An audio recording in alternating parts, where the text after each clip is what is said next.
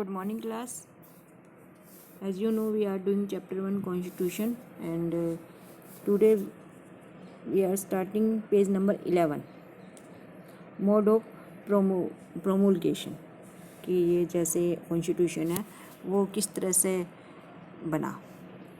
This refers to how a constitution comes into being, कि किस तरह से जो कॉन्स्टिट्यूशन है वो अस्तित्व में आया. Who drafted the constitution and how much authority did they have, कि किन्होंने कॉन्स्टिट्यूशन को ड्राफ्ट किया और उनके पास कितनी अथॉरिटी थी कॉन्स्टिट्यूशन को बनाने की. In many countries constitutions remain defunct because they are drafted by military leaders और leaders who are not popular and don't have the ability to carry the people with them. कुछ country में जो constitution है वो ज़्यादा लंबा नहीं चल पाया क्योंकि वो जल्दी ही वो फेल हो गया, क्योंकि ये जो उन कंट्री में जो कॉन्स्टिट्यूशन है वो मिलिट्री लीडर ने बनाया था या उन लीडर ने बनाया था जो वहाँ के सिटीजन को अपने साथ लेकर नहीं चल सकते थे. उनमें इतनी एबिलिटी नहीं थी कि वो पीपल के एस्पिरेशन को समझ जाते.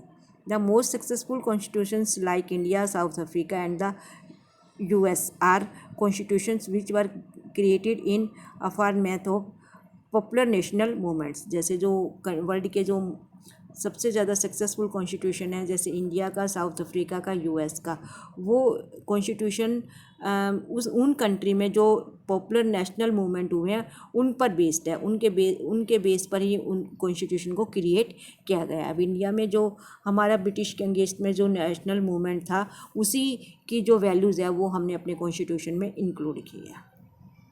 Although India's constitution was formally created by a constituent assembly, और लेकिन फॉर्मली जो अगर हम देखें तो कि इंडिया का जो कॉन्स्टिट्यूशन है वो एक कॉन्स्टिट्यूशन असेंबली ने बनाया है. और कब से कब बनाया? दिसंबर 1946 टू नवंबर 1949 के बीच में.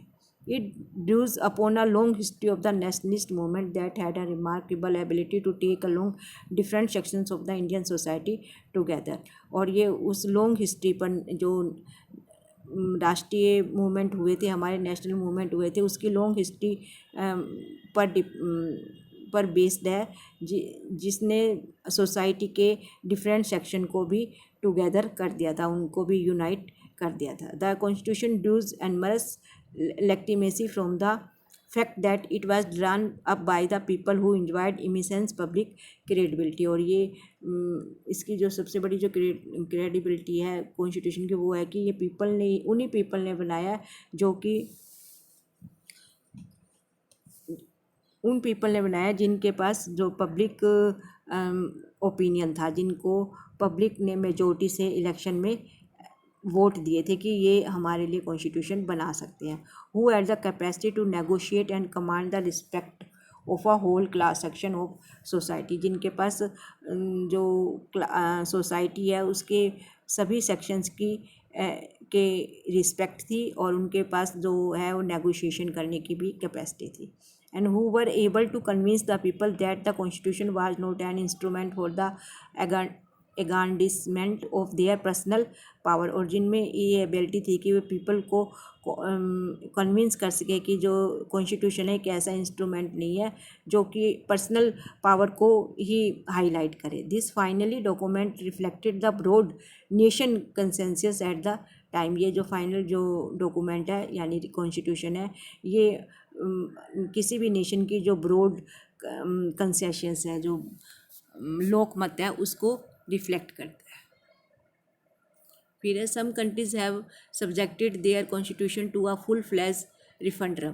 कुछ कंट्री ने अपने कॉन्स्टिट्यूशन में फुल फ्लैज रिफरेंडम को ज़्यादा प्लेस दिया. Where all the people vote on the desirability of a constitution, कि जहाँ पर जो ये रिफरेंडम क्या होता है कि जहाँ पीपल वोट देते हैं कॉन्स्टिट्यूशन के बारे में कि कॉन्स्टिट्यूशन में क्या इंक्लूड किया जाए. The Indian constitution was never subjected to such a referendum.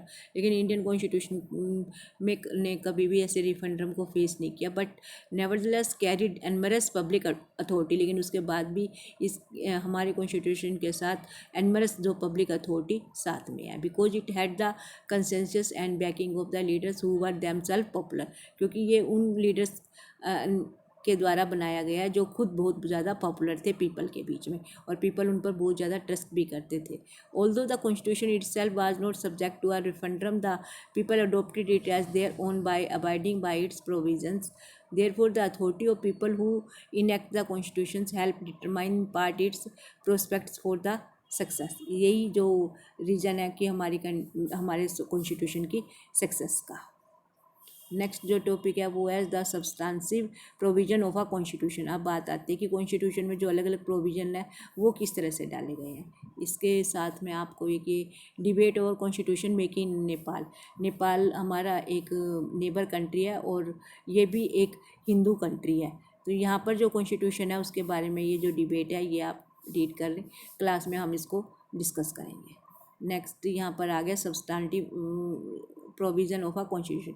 It is a hallmark of successful constitution that it gives everyone in society some reason to go along with its provision. कि ये एक successful constitution का एक mark होता है, hall mark होता है कि ये हर एक को सोसाइटी में ये रीजन देता है कि वो इसके प्रोविज़न के साथ चले. इसके एक constitution that for example allowed it permanent majority to oppress minority groups within a society would give minorities no reason to go along with the provision of the constitution. कि जो ये परमानेंट मेजोरिटी है वो उन इसमें जैसे एक example दिया हुआ है आपको कि जैसे एक कॉन्स्टिट्यूशन है, कोई भी कॉन्स्टिट्यूशन है, for example out permanent majority to oppress minority groups with in a society would give minorities no reason to go long with the provision of the constitution.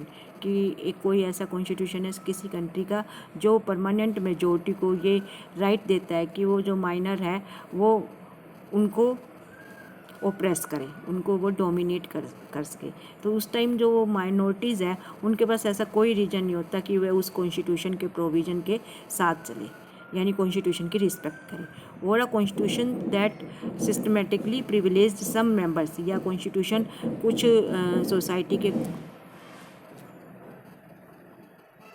Society के कुछ मेंबर को जो है privilege देता है, उसको कुछ डिस्क्रिमिनेट करता है अदर के साथ, और उनको कुछ ज़्यादा राइट देता है.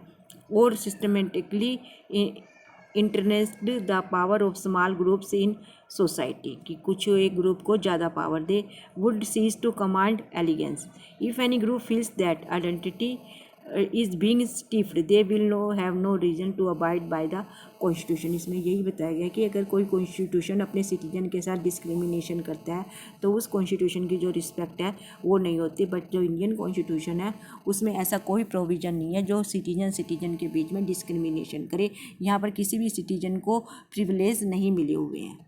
No constitution by itself achieve justice, कि कोई भी कॉन्स्टिट्यूशन अपने आप में जो जस्टिस अचीव नहीं करता, but it has to convince people that it provides the framework for pursuing basic justice. बल्कि ये पीपल को जो है वो कन्विंस करता है कि वो किस तरह से जो जस्टिस है उसको परस्यू करे, उसको आगे इनकरेज करे. The more a constitution preserves the freedom and the equality of its member. जो कॉन्स्टिट्यूशन है वो कंट्री की फ्रीडम को प्रिजर्व रखने की कोशिश करता है और मेंबर्स के बीच में यानी सिटीजन के बीच में इक्वलिटी मेंटेन करता है. It is to succeed does the Indian constitution broadly speaking give everyone a reason to go along with its broad outlines. इसीलिए जो इंडियन कॉन्स्टिट्यूशन है वो हर किसी पर्सन को ये रीज़न देता है कि वो उस कॉन्स्टिट्यूशन के साथ चल सके, क्योंकि उसमें सभी के लिए ही उसमें प्रोविज़न दिए गए हैं. कहीं भी किसी के साथ कोई डिस्क्रिमिनेशन अलाउ नहीं किया गया. After studying this book one should be able to answer this question in the affirmative. अब इस चैप्टर के बाद हम अच्छी तरह समझ जाएंगे कि हमारे कॉन्स्टिट्यूशन में कौन कौन से प्रोविज़न और किस तरह से दिए हुए हैं. नेक्स्ट आपका जो टॉपिक है वो बैलेंस इंस्टीट्यूशनल डिज़ाइन है. Constitutions are often subverted not by the people but by small groups. जो कॉन्स्टिट्यूशन है वो पीपल ही नहीं बल्कि जो छोटे छोटे ग्रुप भी है वो भी उसको एक्सेप्ट करते हैं. And who wish to enhance their own power. Well craft Constitution fragment power in society intelligently so that no single group can subvert the Constitution. कि उसमें कॉन्स्टिट्यूशन ऐसा होना चाहिए कि उसको एक छोटा ग्रुप भी कॉन्स्टिट्यूशन को सबवर्ट कर सके, यानी उसको अडोप्ट कर सके. One way of such intelligent and designing of a constitution is to ensure that no single institution acquire monopoly of power. की एक सक्सेसफुल जो कॉन्स्टिट्यूशन इंश्योर करता है कि कोई भी सिंगल इंस्टीट्यूशन कंट्री में पावर की मोनोपोली को एक्वायर नहीं कर सकता. जो पावर है, पावर का डिस्ट्रीब्यूशन होगा. The Indian constitution for example horizontally fragment power across different institutions like the legislative, executive and judiciary. ये आपका बच्चों 10th का टॉपिक आ गया कि कॉन्स्टिट्यूशन में बहुत इंटेलिजेंट से जो 3 इंस्टीट्यूशन है, लेजिस्लेटिव, एग्जीक्यूटिव एंड जुडिशरी, उनमें पावर का जो है वो सेपरेशन किया हुआ है, पावर को डिवाइड किया हुआ है. And even independent stationary bodies like the election commission, और इसके अलावा भी जो इंडिपेंडेंट बॉडी इलेक्शन कमीशन को भी इस्टेब्लिश किया गया है. दिस इंश्योर दैट कि even if one institution wants to subvert the constitution other can check its transgression. की इसमें ये कॉन्स्टिट्यूशन ये भी इंश्योर करता है कि कोई भी, जैसे लेजिस्लेचर है या एग्जीक्यूटिव है या जुडिशरी, कोई भी इंस्टीट्यूशन है वो कॉन्स्टिट्यूशन को सबवर्ट करना चाहता है, यानी वोलेट करना चाहता है, यानी उसके अगेंस्ट में कुछ करना चाहता है, तो अदर उसको चेक कर सकते हैं. इसको चेक एंड बैलेंस भी कहते हैं. ये हमने 10th में रीड किया था. An intelligent system of checks and balance has facilitated the success of Indian constitution. और जो ये हमने इंटेलिजेंट सिस्टम बनाया चेक एंड बैलेंस का, वो हमारे इंडियन कॉन्स्टिट्यूशन को सक्सेस बनाता है. Another important aspect of intelligent, ये जो है बच्चों आपका पैरा यहाँ से है. Other important aspect of intelligent institutional design is that a constitution must strike the right balance between certain values, norms and procedure as authoritative and at the same time allow enough flexibility in its operation to adapt the changing needs and circumstances. जो कि किसी भी country की जो need है और circumstances है वो चेंजिंग रहते हैं, और उस चेंजिंग सर्कमस्टांसिस में कि कोई कॉन्स्टिट्यूशन किस तरह से वैल्यू, नॉर्म्स और प्रोसीजर में बैलेंस बना के रखता है. Too rigid a constitution is likely to break under the weight of a change. अगर कॉन्स्टिट्यूशन को बहुत ज़्यादा रिजिड बना दिया जाए तो ये चेंज ना होने के कारण ये ब्रेक हो सकता है. Constitution that is on the other hand too flexible. अगर कॉन्स्टिट्यूशन ज़्यादा फ्लेक्सिबल है तो विल गिव नो सिक्योरिटी, तो इसकी वैसी कोई सिक्योरिटी नहीं रह जाती, क्योंकि इसको कोई भी किसी भी तरह से चेंज कर लेता है. प्रिडिक्टेबिलिटी और identity to a people. Successful constitution strike the right balance between preserving core values and adapting them to new circumstances. जो सक्सेसफुल कॉन्स्टिट्यूशंस होता है वो न्यू सर्कमस्टांसिस में जो कोर वैल्यूज़ है उनको किस तरह से प्रिजर्व रखा जा सकता है, ये प्रोविज़न हमें बताता है. You will notice that the wisdom of makers of the Indian constitution in the chapter on the constitution as a living document. अब जो हमारा चैप्टर 9 आएगा उसमें हम देखेंगे कि कॉन्स्टिट्यूशन को लिविंग डॉक्यूमेंट क्यों कहा जाता है, इंडियन कॉन्स्टिट्यूशन को.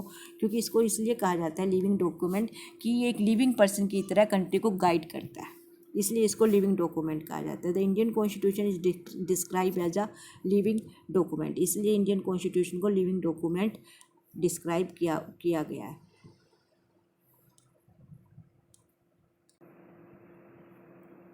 By striking a balance between the possibility to change the provision and the limits on such changes, the Constitution has ensured that it will survive as a document respected by the people. और ये एक ऐसा document है जो कि people जिसकी respect करते हैं. This arrangement also ensure that no section or group can on its own subvert the constitution. और ये इंश्योर करता है कि कोई भी सेक्शन, कोई भी ग्रुप कंट्री का कॉन्स्टिट्यूशन को सबवर्ट, यानी कि कोई भी जो कॉन्स्टिट्यूशन है उसको वॉयलेट नहीं कर सकता. Therefore in determining weather a constitution has authority you can ask your self 3 question.